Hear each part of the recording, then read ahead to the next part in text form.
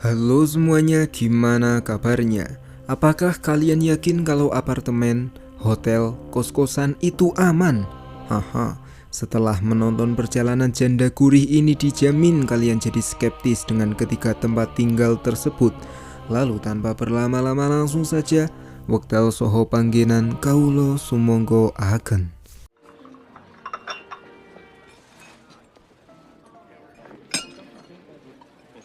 I win. Are you ready to... Film yang endingnya sungguh tak terduga ini diawali dengan memperlihatkan seorang wanita misterius yang sedang bersantai di apartemen sambil memandangi bintang-bintang di surga. Masuklah seorang pria.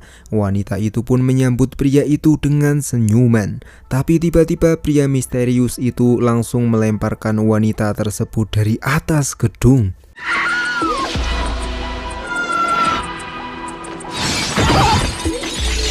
Beberapa minggu kemudian kita pun diperkenalkan dengan seorang editor buku pemula plus janda gurih yang bernama Carla. Karena Carla terkena kanker, yaitu kantong kering, ia pun menyewa apartemen sederhana. Meskipun Carla tahu kalau apartemen Sliver agak kurang nyaman dan ada reputasi buruk di apartemen Sliver, tapi Carla, it's okay, I'm fine, because I masih kere. Lalu sampailah di apartemen dan Carla pun disambut baik oleh pemilik apartemen itu yang bernama Evelyn. Esoknya Carla berangkat bekerja. Ia pun menjalankan rutinitasnya seperti biasa sebagai seorang editor. You're a genius, Carly. Sure. You cut too deep. Advice. Oh, will you take a look at chapter 6, I think? Setelah selesai bekerja, di lift Carla bertemu dengan pria yang juga menginap di apartemen tersebut. Pria itu sangat baik kepada Carla dan Carla merasa bahwa pria good looking itu mungkin adalah jodohnya. Get here. I will, thank you. Don't. There you go. Kemudian sore harinya saat Carla sedang belanja di Nganumart, seorang aki-aki menghampiri Carla dan minta kenalan. Carla pun agak kurang nyaman dan menghindari aki-aki tua yang burung hitamnya kayaknya udah nggak bisa berdiri lagi. Tapi setelah di luar, aki-aki itu mengenalkan dirinya sendiri. Aki-aki itu mengaku bahwa ia adalah seorang dosen di sebuah kampus. Tujuan ia berkenalan dengan Carla bukan karena ia pengen nyicipin Carla, tapi aki-aki itu merasa kalau Carla sangatlah mirip dengan Naomi Singer, yaitu seorang wanita yang sudah bundir di apartemen Sliver. Carla yang mendengar itu, ia pun sangat kaget dan ia sudah tidak suudzon lagi kepada aki-aki tersebut. Look like someone. She jumped out the window. The psychology of the Kemudian Carla masuk ke kamar dan ia pun mulai menculi bajunya karena Carla akan adus gasik. Tanpa Carla sadari saat Carla sedang pakai jarinya sendiri, ternyata ada orang yang melihat kelakuannya Carla melalui CCTV tersembunyi. Where do you live now? Esoknya Carla makan bareng dengan bosnya yang bernama Alex dan penulis buku yang bernama Jack. Meskipun namanya Jack, tapi dia bukan Jack Sparrow, apalagi Jack di film Titanic. Tapi Jack adalah seorang pria yang kini masih jomblo dan rupanya ia mulai tertarik dengan janda gurih di depannya yang akan mengedit bukunya Jack. Siapa lagi kalau bukan Carla? Imagine you say I like being in control. See you around the neighborhood. Sepulangnya dari sana, Carla yang seorang janda baik hati ini pun membantu tetangga apartemennya. Meskipun belum kenal, tapi Carla membantu membawakan barang-barang wanita tersebut. Di situ wanita itu bercerita kalau ia sudah lama tinggal di apartemen Sliver. Kini ia baru saja kembali dari Milan dan dipindahkan ke bekas kamarnya Naomi Singer. Lalu wanita yang bernama Vida pun berterima kasih kepada Carla dan mengatakan bahwa Carla sangat mirip Naomi Singer. Thanks. Right. So yeah. Somebody's already told you. Yeah. Kemudian Carla masuk ke kamarnya. Ia kaget karena di kamarnya Carla sudah ada teleskop. Ia menggunakan teleskop itu untuk mengintip kegiatan para manusia yang sedang bulan madu. Lalu kita pun diperlihatkan lagi ke sebuah ruangan yang isinya ada ratusan monitor yang tersambung ke ribuan CCTV di apartemen tersebut.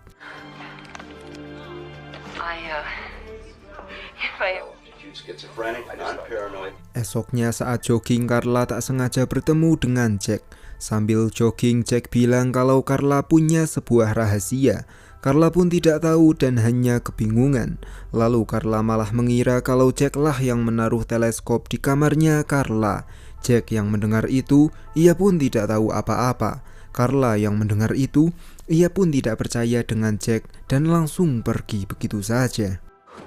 I can't keep up with you. Send your telescope. Taxi!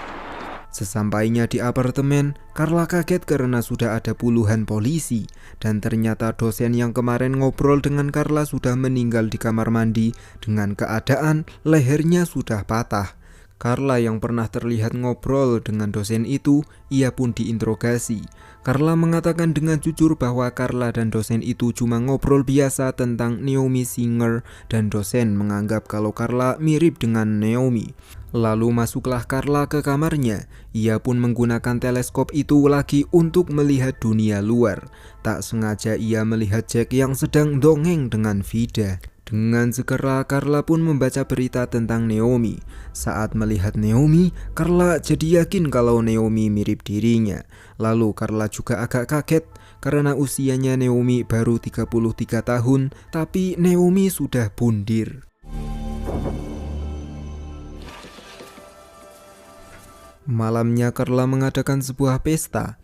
Ia mengundang tetangga yang sudah dekat dan rekan-rekan kerjanya. Pesta itu bukan pesta untuk umum, tapi Carla mengadakan pesta itu hanya dalam rangka seserawungan saja. Lalu tiba-tiba datanglah Jack yang tidak diundang. Meskipun begitu, tapi Carla pun menyuruh Jack untuk masuk. Lalu datanglah tetangganya Carla yang bernama Zig. Carla yang seorang janda gurih ini pun menyambut baik Zig karena Carla memang mengundang plus menyukai Zig. I'm fine, thanks. We could be supporting crack dealers. Who owns it? I heard it was, Di tengah-tengah acara, Carla menanyakan Naomi pada Zig. Zig pun mengatakan kalau ia cuma tahu namanya saja dan tidak begitu akrab dengan Naomi. Lalu sedang membahas Naomi, tiba-tiba ada wanita heboh yang sedang mengintip pakai teleskop. Carla yang seorang janda pun tidak mau ketinggalan. Ia pun ikut ngintip pasangan yang sedang melakukan adegan swidaksana. Everybody has a telescope. look at her. She's a voyeur. She can't get... Oh my God. Singkat cerita, pesta sudah usai. Semua orang sudah pulang kecuali Zig. Saat akan pergi, Zig mengajak Carla untuk nge-gym bareng besok siang. What do you think, tomorrow morning maybe? I'll call you. Bye. Setelah Zig pergi, ternyata Jack masih di dalam. Di situ Jack pun tidak mau kalah saing dan tidak mau kehilangan janda gurih kayak Carla. Dengan segera Zig pun mengajak Carla dinner besok malam. Hey, Jack. Kemudian Carla ke bawah karena ia akan mengumbah cawet dan kutangnya. Tapi Carla tiba-tiba mendengar suara aneh di lorong. Ia pun mulai panik dan... Here's something, my old... Iya, Zig yang kebetulan di situ menenangkan Carla karena itu cuma sampah yang sedang melewati lorong-lorong. Esoknya sampailah Carla di tempat gym. Carla pun diajari nge-gym oleh Zig. Perlahan-lahan Zig mulai menggerayangi kemvolley Carla. Bukannya Carla marah, Carla justru keasikan dan berkata dalam hati, "Mas, ayo mas, terusin." That's because the wrong people have been looking at it. Got a very nice butt. Kemudian setelah nge-gym, mereka pun pulang ke rumah masing-masing. Oh, tentu saja tidak. Mereka pun ke apartemennya Zig. Di situ tanpa basa-basi Zig pun pengen dengan Carla. Awalnya Carla tidak mau, tapi karena rayuan mautnya dari Zig yang good looking mampu membuat serabi fitnya Carla jember, Carla pun jadi mau dan langsung melakukannya dengan Zig. Setelah merasakan barangnya Zeke yang super kuat dan tahan lama, Carla yang seorang janda yang belum lama bercerai ini pun kembali pengen diobrak-abrik oleh Zeke. Dengan segera mereka pun melakukannya lagi.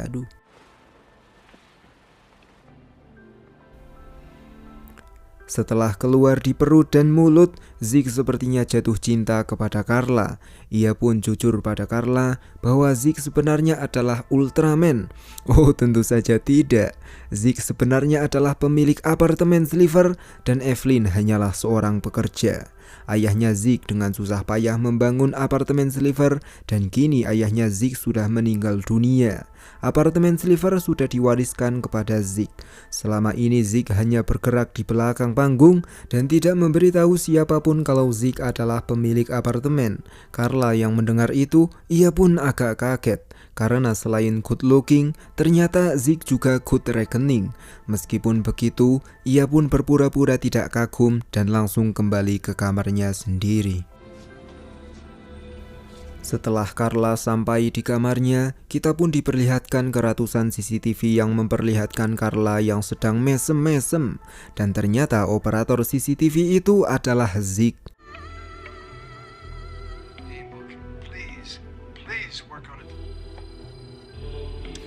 Esoknya saat Carla sudah sampai di kantor, temannya Carla bercerita kalau kemarin ia habis dolan bareng Jack. Tapi ia kecewa karena Jack tidak mengapa-ngapakan dirinya. Jack justru malah membicarakan Carla terus. Sepulangnya Carla dari kantor, ia pun kaget karena Jack sudah di dalam. Sepanjang hidupnya Carla tidak pernah sekalipun lupa mengunci pintu. Tapi kenapa Jack bisa masuk ke dalam?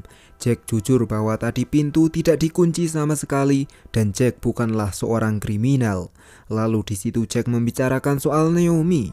Jack sudah agak-agak menyelidikinya dan Jack sudah yakin kalau pembunuh Naomi adalah Zeke. Jack sudah tahu kalau Zeke adalah pemilik gedung dan itulah sebabnya polisi sangat sulit mendapatkan bukti CCTV.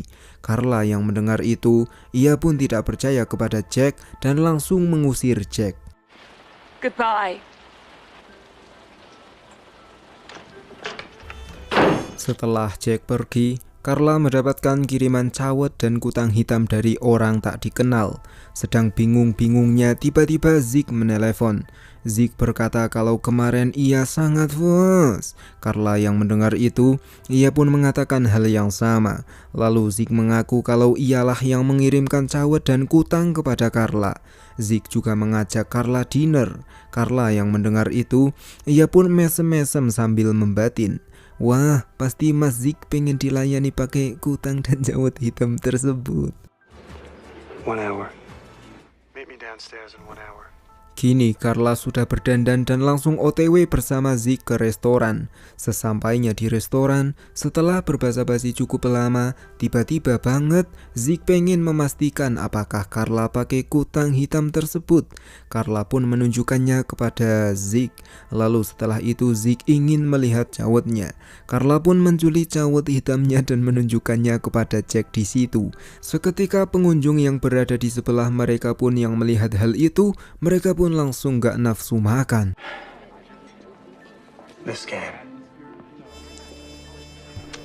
Karena ditegur oleh karyawan di restoran tersebut, mereka pun akan pulang. Tapi karena sudah tak tahan, mereka pun akan main di lift. Karena pintu sudah terbuka, Zeke pun akan masuk ke kamarnya sendiri. Lalu tak lama kemudian gara-gara Carla sudah tak tahan pengen digesek, Carla pun masuk ke ruangannya Zeke. Dan Zeke pun langsung mengobrak-abrik lubang berjalan miliknya Carla. Setelah itu malamnya Carla penasaran soal Naomi. Ia pun menelepon Vida yang kini sedang tertidur. Lalu setelah telepon itu berakhir, Carla menelepon Jack dan mengatakan bahwa tadi Vida mengatakan kalau yang punya hubungan dengan Naomi adalah Jack. Jack yang mendengar itu, ia pun menyangkalnya dan menduga bahwa Carla sudah dimanipulasi oleh Zeke.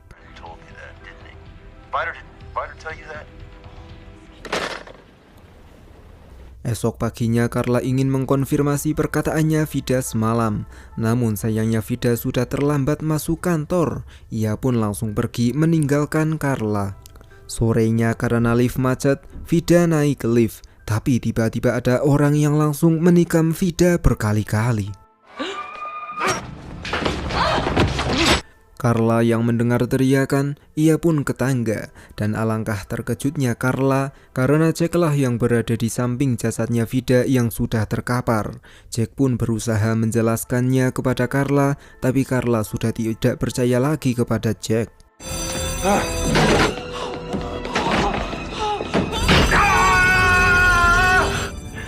Setelah itu Jack ini dianggap sudah membunuh Vida. Bahkan para detektif sudah menemukan bukti yang menyatakan kalau Jack sudah ngincer Vida sejak lama. Carla sendiri kini sedang menceritakan soal Jack kepada Zeke.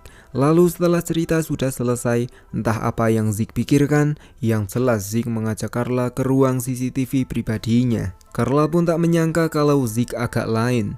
Ia pun ngambek dan akan meninggalkan Zeke. Tapi Zeke bilang bahwa Carla adalah satu-satunya cewek yang mengetahui rahasia ini karena Zeke cinta kepada Carla. Carla yang mendengar itu, seketika ia pun agak luluh.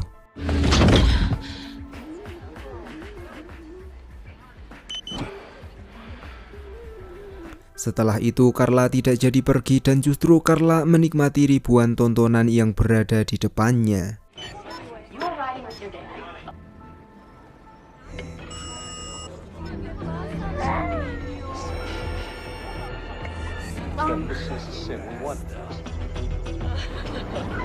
Kemudian Zeke menjelaskan bahwa ialah yang mengirim teleskop kepada Carla, serta pada saat Vida terbunuh ia tidak melihatnya sama sekali.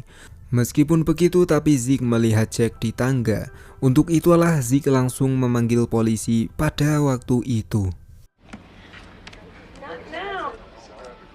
Why'd you do that? Lalu Carla pun kini jadi penasaran, apakah Zeke merekam saat Carla dan Zeke nginuan? Zeke pun mengiyakannya dan Zeke langsung mencarinya, lalu menyetel kaset tersebut.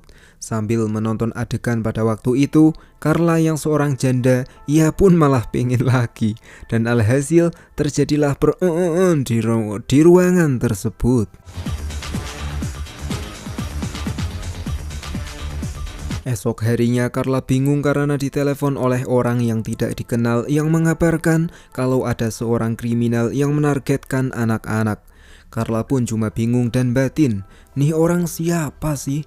Dan ternyata itu adalah Zeke yang menelepon Carla menggunakan efek suara palsu. Dari sini kita pun jadi paham bahwa pada saat itu di telepon Zeke lah yang menyamar jadi Vida. Home you.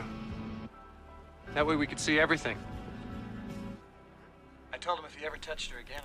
Lalu Zeke yang merasa kasihan dengan Carla dan Zeke tahu kalau Carla agak panik, ia pun menunjukkan keahliannya dan meretas pisinya Carla.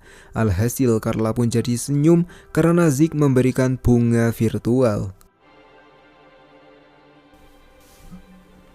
Malam harinya saat Carla baru masuk kamar, tiba-tiba Jack sudah berada di situ. Ia pun menenangkan Carla dan mengatakan bahwa ia tidak pernah membunuh siapapun. Serta Jack kini sudah tahu kalau Jack dijebak oleh Zeke. Jack menyuruh Carla untuk menelepon Zeke dan menyuruh Zeke agar segera datang ke kamarnya Carla. Carla pun menuruti Jack.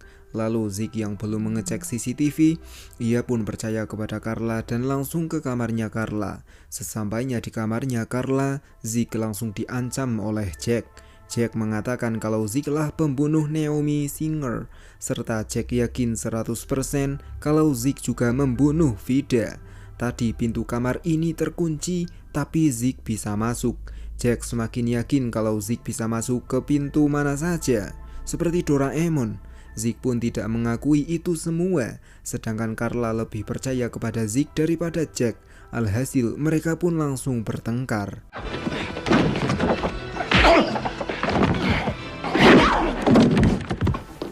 Setelah Carla tak sengaja membunuh Jack pakai pistolnya Jack, kini mereka pun melaporkan Jack kepada polisi.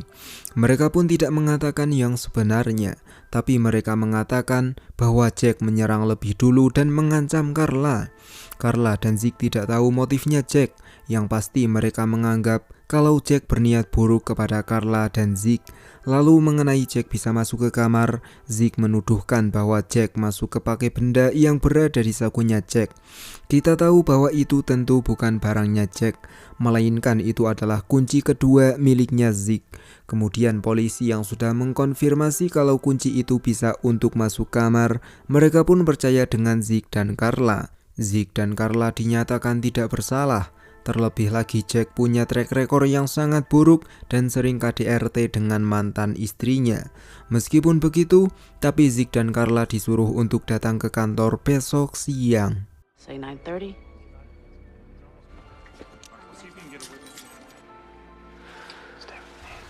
Setelah itu Carla dan Zeke berduaan. Di ruangan ribuan CCTV, ratusan monitor, Carla meminta agar rekaman pada saat Carla dan Zeke dihapus.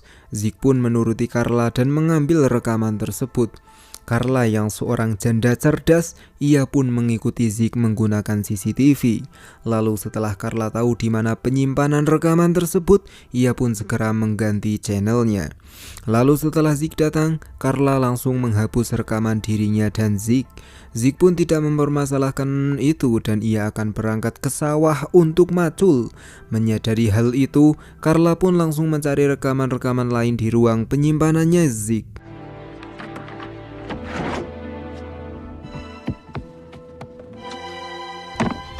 Carla menyetel rekaman itu. Ternyata Zeke adalah pack boy.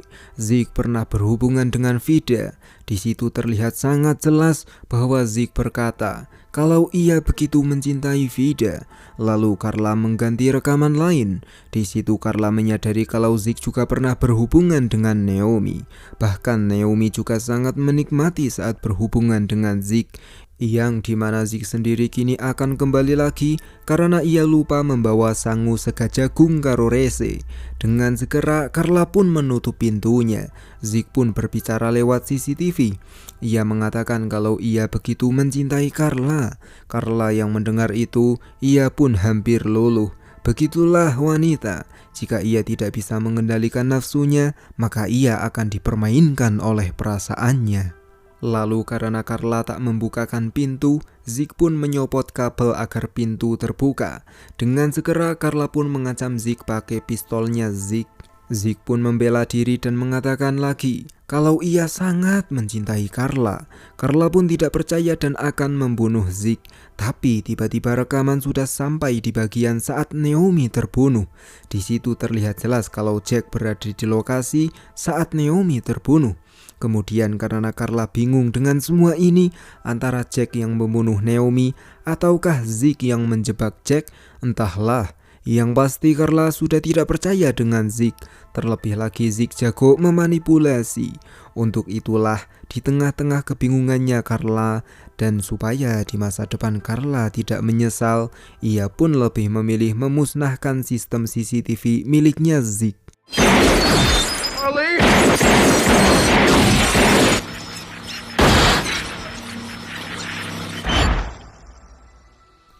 Begitulah ending dari film ini. Entah Carla akan mendapatkan fakta baru tentang Zeke atau tidak. Yang pasti pelajaran yang bisa kita ambil dalam film ini adalah kecocek paku pancen perih, luweh maning nek kecocek geriji. Janda muda memang gurih, tapi jangan kalian manipulasi. Lalu kaulonipun pamit undur diri. Matur thank you sedayonipun. Wekdal saha panggenan kaula sumangga ageng. Bye.